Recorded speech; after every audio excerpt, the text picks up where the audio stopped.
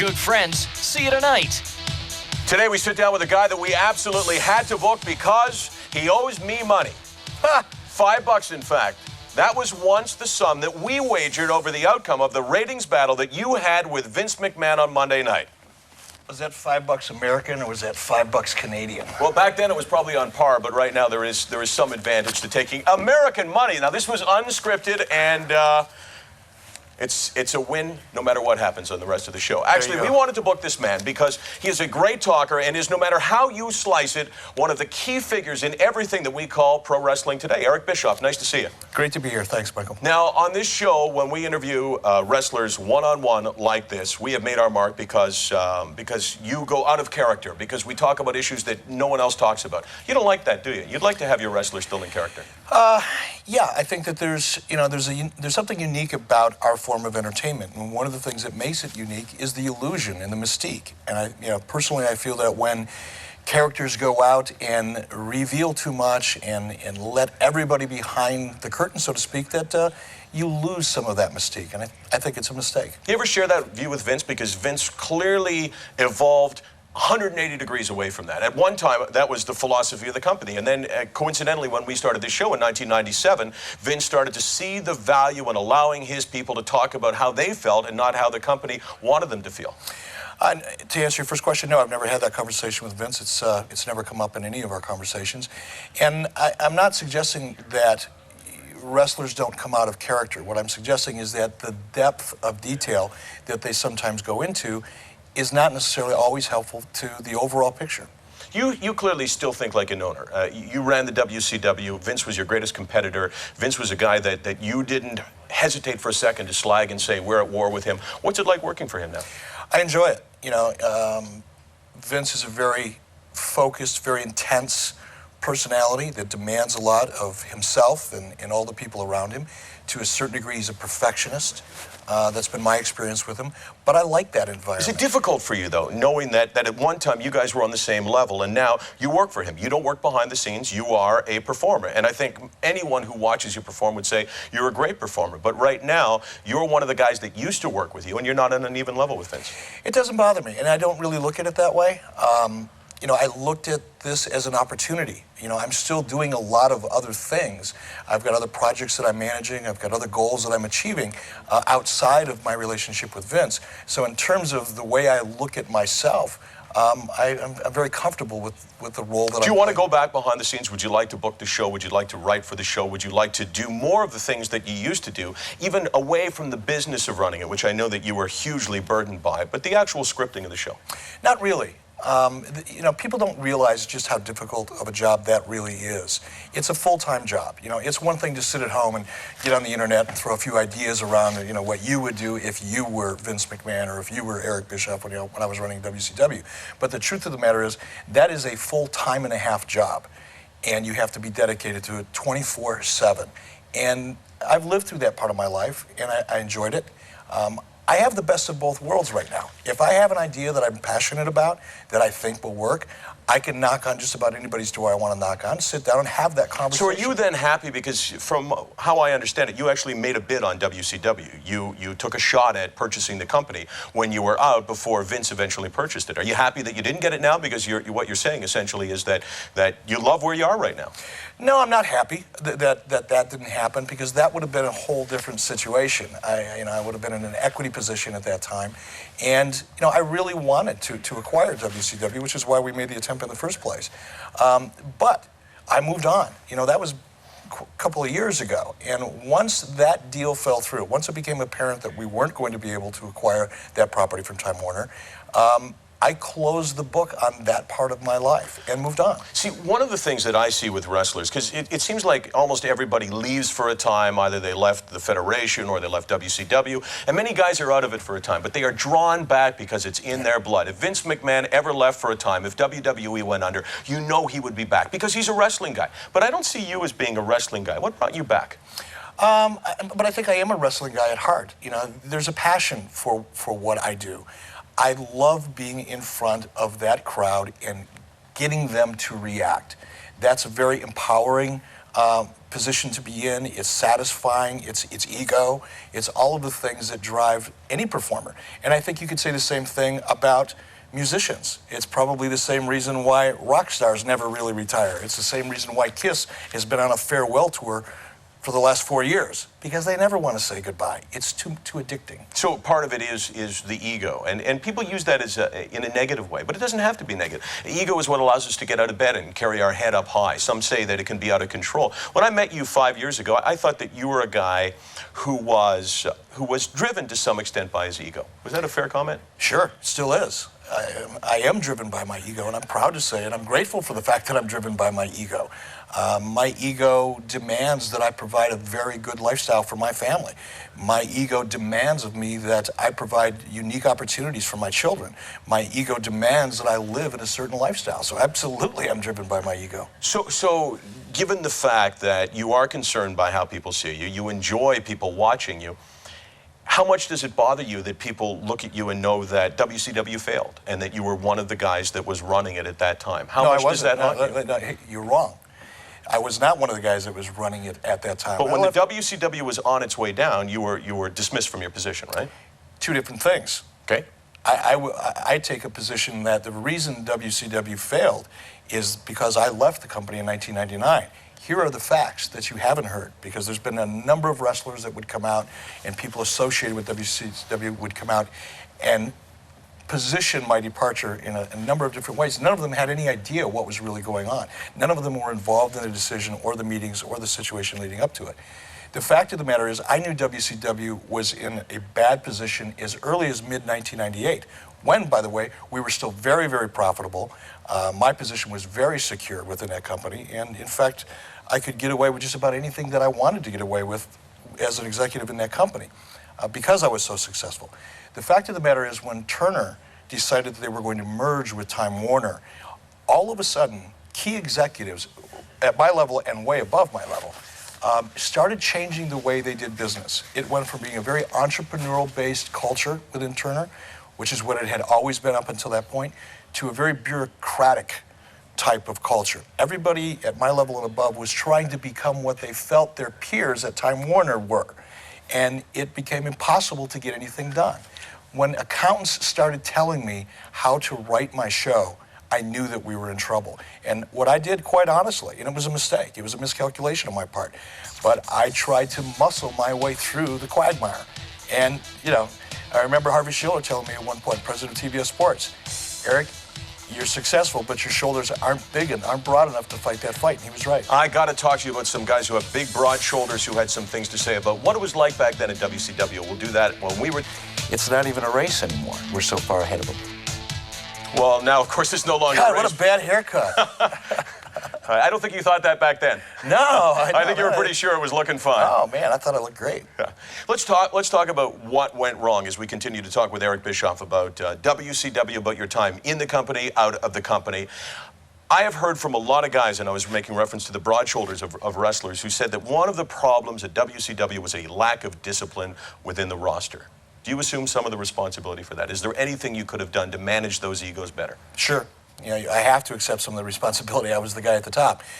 A part of that is the culture. You know, it was that way when I came to WCW in 1991 as an announcer, and I was never able to change it.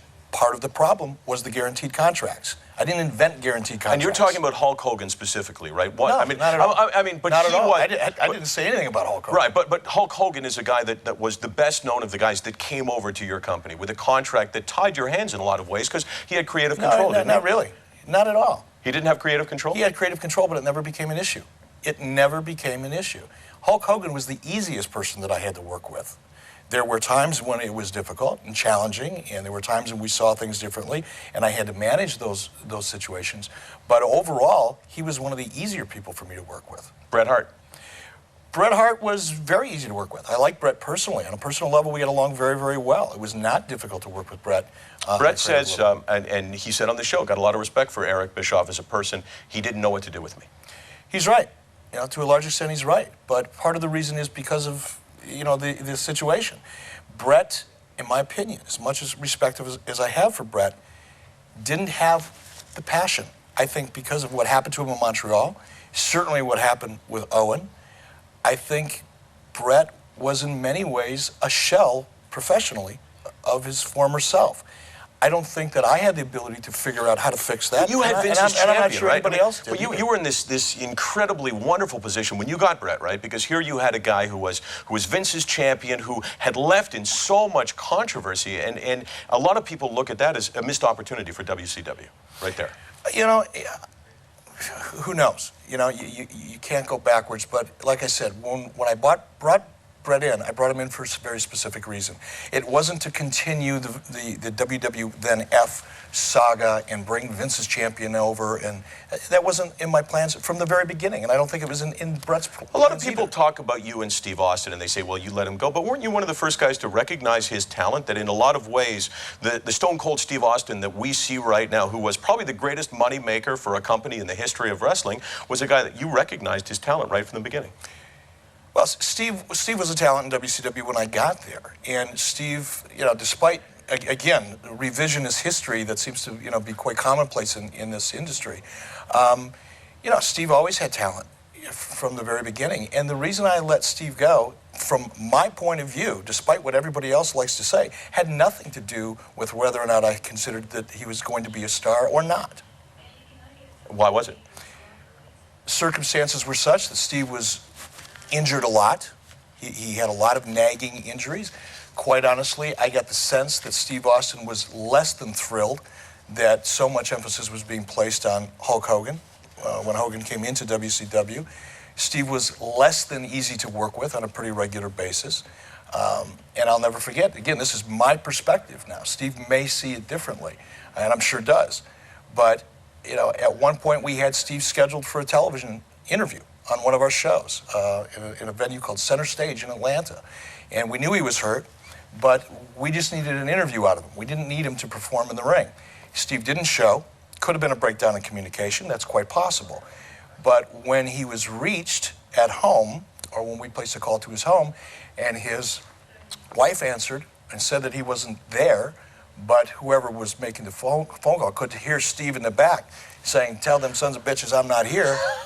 You know, at that point, do I feel it's incumbent upon me to get on the phone and make a phone call and let somebody know that they're fired, or that I need to show up at their home and tell them in person?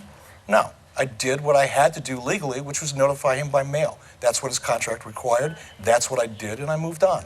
And as you look at Steve now in WWE, he's back. How much does your experience knowing him from back then affect what you think of the way he's acted in his departure from the WWE now? You know, I don't know Steve Austin now. Steve Austin doesn't know Eric Bischoff now. You know, we're two entirely different people professionally. In terms of his personal life, I really don't know anything about his personal life. It's none of my business, nor is it any of my concern.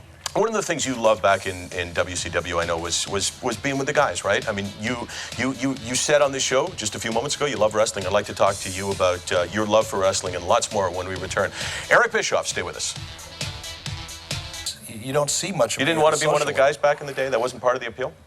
No, I didn't want to be one of the guys. The fact of the matter is, we worked together. We were on the road together. You're surrounded by them most of the time. And if you're going to interact with anybody when you're working 15, 18 hours a day, it tends to be, you know, the wrestlers. There are a few wrestlers that are my friends, certainly. But not because they're wrestlers, because it happens to be because of the personalities of Does Vince have an advantage over anyone he competes with? Because it's not 9 to 5 for him. I mean, wrestling is his life. There really isn't a lot else that goes on with Vince in his life. And he's not buddies with the guys unless their last name is McMahon. Is he the guy who's perfectly suited for that role because of those dimensions or lack of dimensions to his life? You know, I don't know. I really don't know Vince well enough to know if, in fact, what you just said is true. I do know that Vince... You work for him now, though. I work for him, but I'm not with him. Are you having beers with him after the... No, absolutely not. Absolutely not. Is he having beers with anyone? I don't know. He may. You suspect not? I don't know. Okay. I don't think so. You know, Vince is very health conscious. Vince works probably 20 hours a day, and hanging out and drinking beers with people is not necessarily conducive to being able to maintain that kind of schedule.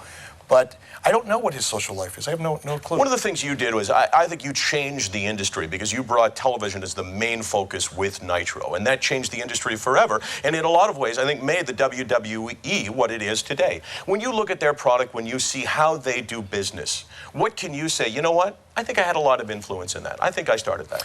I think my fingerprints are all over that company, whether I'm there or not there. I think the fact that Raw is live every week is due largely, if not completely, because of what I did with Nitro, as you pointed out.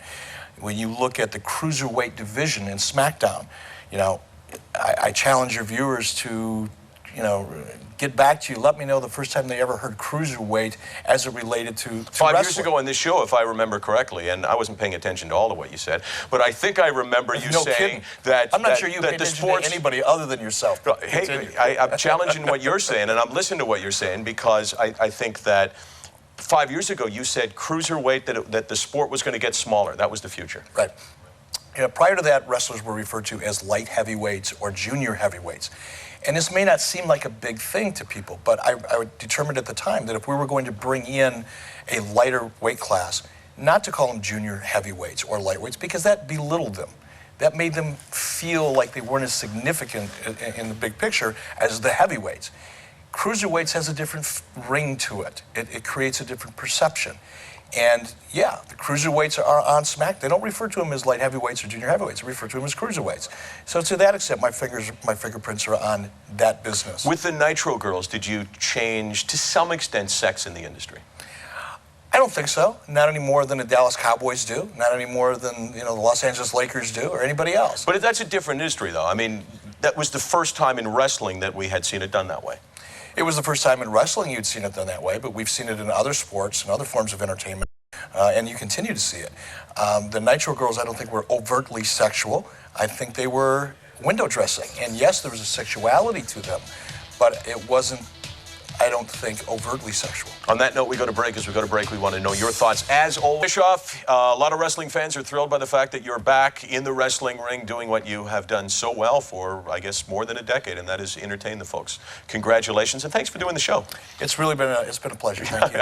They're gonna. It's really been a what? Well, it's profitable for us because I know the ratings will be good, and I also know I got this. You want to make any bets right now?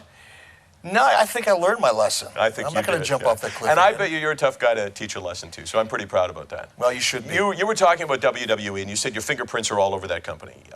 As you look at it now, if you were sitting in a different position at the top, what would you do with it?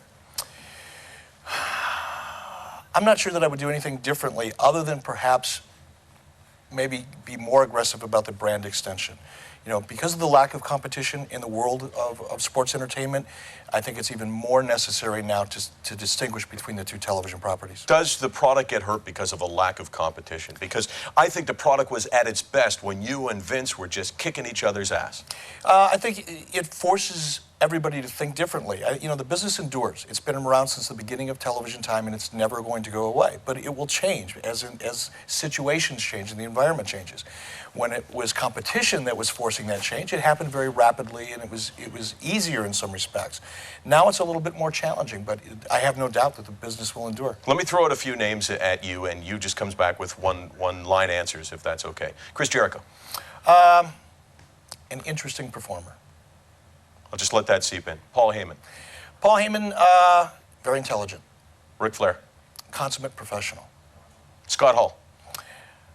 Sad story. Dennis Rodman. A riot. Michael Landsberg. I'm beginning to like him a little more. Well, let's play a clip. You had a comment a while back to our internet folks. You were talking about a comment that you made on this show 5 years ago, talking about Stone Cold Steve Austin being a big fish in a small pond. Listen to the comment.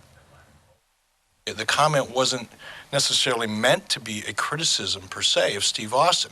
Now, a lot of people took it that way, and of course, idiots like Michael Landsberg decided to try to use that statement, and still is using that statement to try to generate some interest in his show. I'm so good. So a guy, hold on. I listened to that for the first time because, as I said, I don't pay attention to much what you say, but you're saying he's using that to sell his show. Shouldn't you respect that? Isn't that what it's all about? Well, like I said just a few months ago, I'm beginning to like you a little bit more as time goes on.